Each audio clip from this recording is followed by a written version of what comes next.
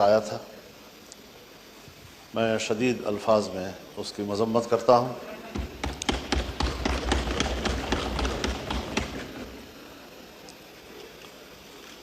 साथ ही आपने अपने ऐवान के कोलीग्स के हवाले से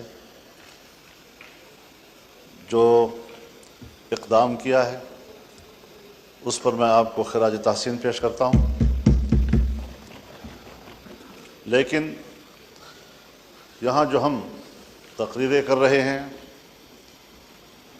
उसकी मजम्मत कर रहे हैं, ये सिर्फ अपोजिशन अरकान के साथ नहीं हुआ, बल्कि ये बज़ात ख़ुद पूरे ऐवान के साथ हुआ है। हर रुकन असम्बली के साथ ऐवान का तक़द्दुस वाबस्ता होता है, और जब उसकी इज़्ज़त, उसकी आबरू को ब्रीच किया जाता है तो पार्लियामेंट बाकायदा उस पर एक कमेटी बनाती है। उस कमेटी में मामलात जाते हैं, उसको संजीदगी से लिया जाता है। हक़ तो ये है जनाब स्पीकर कि आपकी क़ियादत में इस ऐवान को कम से कम 3 दिन तक बंद कर दिया जाता, एहतजाज के तौर पर, कि आइंदा इस ऐवान के साथ और इसके अरकान के साथ इस किस्म के इक़दाम नहीं हों।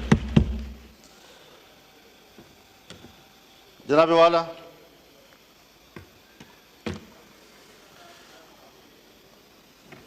फरवरी से लेकर आज तक इस ऐवान में हम अभी तक इस सूरत हाल से बाहर नहीं निकले जब एक रुकन असम्बली अपनी ज़ात और अपनी ज़ात की दिफा तक महदूद कर दिया जाता है तो फिर वो मुल्क और कौम के लिए कोई किरदार अदा नहीं कर सकता। मैं पहले भी अर्ज़ कर चुका हूं कि हमें कुछ वक्त पब्लिक के लिए भी देना चाहिए। मैंने खैबर पख्तूनख्वा और बलूचिस्तान के अमन व अमान के हवाले से बात की थी। शायद जनाब स्पीकर आपके इलाक़ों में उसकी हसासियत का इदराक नहीं हो पा रहा अभी तक। जिन इलाक़ों में ज़रा अमन है, कुछ सुकून है, वो इसका इदराक नहीं कर पा रहे कि जो सूरत हाल आज खैबर पख्तूनख्वा में है या बलूचिस्तान में। अल्लाह ताला इस मुल्क को सलामत रखे। हमें इस वतन की सलामती, इसकी वहदत और इसकी यकजहती अजीज़ है। ये हमारा घर है, और अगर कोई हमारे घर को उजाड़ता है तो ज़रूर हमने अपने घर की हिफाजत के लिए किरदार अदा करना है। जिस वक्त मैं इससे कबल यहाँ गुफ्तगू कर रहा था, 1 हफ्ता पहले, आज वहाँ की सूरत हाल मुख्तलिफ हो गई है। पहले तो ये मसला था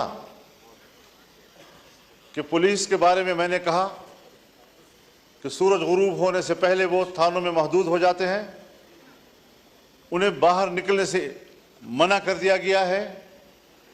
सारी रात सुबह तक मुसल्लह ग्रोहों के कब्ज़े में होती है, सड़कें उनके कब्ज़े में हैं, देहातें उनके कब्ज़े में हैं, देहातों की मस्जिदें उनके कब्ज़े में हैं, लोगों के बैठकें उनके कब्ज़े में हैं।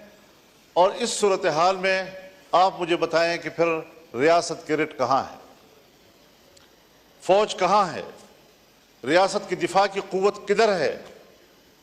क्या उसका फ़र्ज़ सिर्फ इस इस्लामाबाद तक महदूद है कि वो अपने मुखालिफिन पर दावा बोल दें और कहें कि हम रियासत का तहफ़्फ़ुज़ कर रहे हैं? क्या अवाम के कोई हुकूक नहीं है? आज वहाँ पर पुलिस ने धरने दिए हुए हैं। लक्की मरवत से धरना शुरू हुआ है और अब ये डेरा इस्माइल खान में भी बढ़ रहा है। सूरत हाल वहाँ भी फैल रही है, बाजावड़ में भी चला गया है, बन्नू में भी चला गया है, और मुख्तलिफ अजला में अगर पुलिस ने धरना दे दिया, बाईकाट कर दिया, अपने फ़र्ज़ के अंजाम दही से पीछे हट गए, आप मुझे बताएं कि क्या सूरत हाल होगी, हमारी न सुनी जाए, कम से कम अपने रियासती इदारे पुलिस की तो सुनी जाए। कहां हम खड़े हैं, क्यों इस चीज का एहसास नहीं हो रहा हमारे लिए। हम लगे हुए हैं कि साहब हमारे यहां आईनी तरामीम की जाए, हमारे यहां इदारे और इदारों के बड़े वो अपने एक्सटेंशन के लिए फिक्रमंद हैं, अपने इदारों की इस्लाह और तक़वियत के लिए फिक्रमंद नहीं है।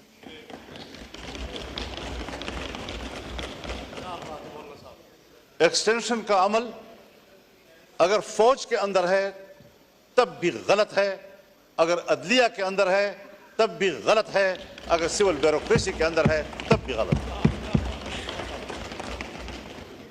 ये तो कल पार्लियामेंट भी मुतालबा कर सकता है कि 5 साल के बाद हमें भी 5 साल की एक्सटेंशन दी जाए। हो सकता है जी।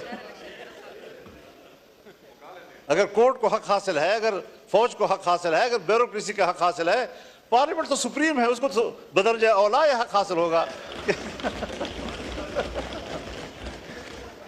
ये रिवायतें हज़रत कोई अच्छी रिवायात नहीं है।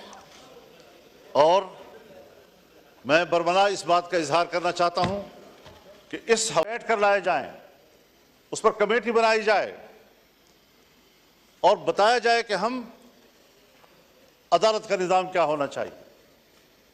चीफ जस्टिस के लिए हाई कोर्ट्स के मेयारात और हैं और सुप्रीम कोर्ट के मेयारात और हैं। फौज में चीफ के लिए मेयारात और हैं और अदलिया में चीफ के लिए मेयारात और हैं। इन मेयारात को यकसां किया जाए। कहीं पर आप कुछ कर रहे हैं तो कहीं पर आप कुछ कर रहे हैं, किसी को कोई रियायत दे रहे हैं। और जब आप एक्सटेंशन में मुश्किल महसूस करते हैं तो मुझे याद है किस तरह हमारे हाथ मरोड़कर हमसे जबरी तौर पर एक चीफ ऑफ आर्मी स्टाफ इस ऐवान के अंदर कानून साजी कराई। आपको भी याद है, मुझे भी याद है कितना हमने इस जमहूरियत को कमजोर कर दिया है। और फिर जो ऐवान उस पर यह छाप लग जाए कि ये अवाम की नुमाइंदा कम और एस्टेब्लिशमेंट की नुमाइंदा ज्यादा, फिर आपको बहैसियत ऐवान के एस्टेब्लिशमेंट की नौकरी करनी पड़ेगी। अवाम की खिदमत आप नहीं कर सकते। आज 60,000 से ज्यादा मुकदमात सुप्रीम कोर्ट में पेंडिंग पड़े हैं। इन लोगों का क्या कसूर है जिनके मुकदमात नस्ल दर नस्ल चलते रहते हैं, एक नस्ल में मुकदमे का फैसला नहीं होता और हम पर इमरजेंसी लागू होती है। हमने आज एक कानून पास करना है, कल दूसरा कानून पास करना है, सियासतदानों को ये करना है, सियासतदानों को वो करना है। इस चीज में हम लगे हुए हैं। क्या ये नहीं हो सकता कि आईनी मामलात के लिए एक मुस्तकिल अदालत ही बना दी जाए ताकि आम अदालतें हमारी वो गरीबों के मामलात को तय करें, आम आदमी के मामलात को तय करें और फैसला करें कि जल्द अज जल्द इंसाफ मुहैया किया जाए। हमारे मुल्क के अंदर अंग्रेज के दौर का वो निज़ाम आदल मौजूद है कि जो सदियों तक मुकदमात चलते हैं और तय नहीं हो सकते। आज भी हम उसी रवश पे चल रहे हैं। हमें पाकिस्तान बनाने के बाद आज अदलिया के हवाले से भी इनकलाबी फैसले करने होंगे ताकि हमारे गरीब आदमी को जल्द अज जल्द इंसाफ मुहैया हो सके। क्या कर रहे हैं आप लोग? तो निज़ाम को तब्दील करना है, तब्दीली लानी है तो फिर सही मानों में तब्दीली लाए। मेरे हक में हो वो तब्दीली और आपके हक में हो तो वो तब्दीली नहीं, इसको तब्दीली नहीं कहा जाता। अपने रवैश पर तब्दील करना पड़ेगा, अपने एतमाद को बहाल करना पड़ेगा और इस पार्लियामेंट को सुप्रीम बनाना होगा। पार्लियामेंट में अगर पार्लियामेंट सुप्रीम है तो हर मेंबर यहां पर बात कर सकता है। यहां पर अदलिया पे भी बात हो सकती है, हम उससे भी सुप्रीम हैं। यहां पर फौज पे भी बात हो सकती है, हम उससे भी सुप्रीम हैं। लेकिन सब हमें अपना माताह समझते हैं। आज यहां बात करो तो ही अदालत का मुकदमा आ जाएगा हमारे पीछे। आज यहां फौज के किरदार पर आप तनकीद करें, रियासत के किरदार पर आप तनकीद करें। आप बलूचिस्तान में क्या कर रहे हैं, आप केपी में क्या कर रहे हैं? आपने पूरे मुल्क को अपने कब्जे में लिया हुआ है, अमन अमान का कोई नामो निशान नहीं है। उस पर आप बहस करें, एजेंसियां आ जाती हैं, आपको ऐवान से पकड़ के ले जाती हैं। वो तो आपके आइन में लिखा हुआ है कि हम अदलिया और फौज के खिलाफ नहीं बात कर सकते। तो इसलिए उनकी इस्लाह के लिए तो बात कर सकते हैं जी, इस्लाह के लिए तो हाँ, बिल्कुल तो बस मैं इस्लाह की बात कर रहा हूँ मैं उनको तनकीद तो नहीं कर रहा सर आंखों पर अदालतें फौज के जनरल सर आंखों पे जी। तो मैं इसीलिए कह रहा था कि जजेस हमारे सर आंखों पे क्योंकि लिखा हुआ है तो लेकिन इसलिए उनके निजाम को तो ठीक करें जी, ताकि वो जबर तो ना करें, आइन से तजावुज तो ना करें, अखलाक से तजावुज तो ना करें, पार्लियामेंट का तकद्दुस तो ना खराब करें। हम उनके खिलाफ नहीं बोलेंगे, मैं आपसे वादा करता हूं, लेकिन मेरे अराकीन को इस तरह गिरफ्तार करने की इजाजत भी नहीं दी जा सकती।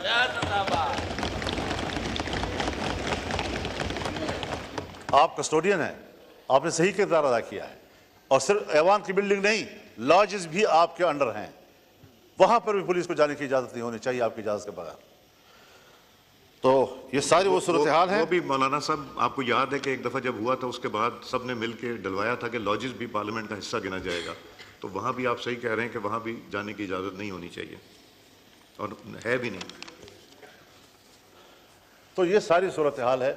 ठीक है, एक क्राइटेरिया है कि सीनियरिटी की बुनियाद पर फैसले होने चाहिए, लेकिन सिर्फ सीनियरिटी भी तो काफ़ी नहीं होती।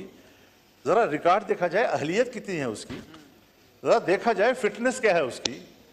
फौजज़दा माजूर आदमी को भी आप कह दें कि वो चीफ जस्टिस हो, चीफ ऑफ आर्मी स्टाफ बन जाए, वो कैसे हो सकता है?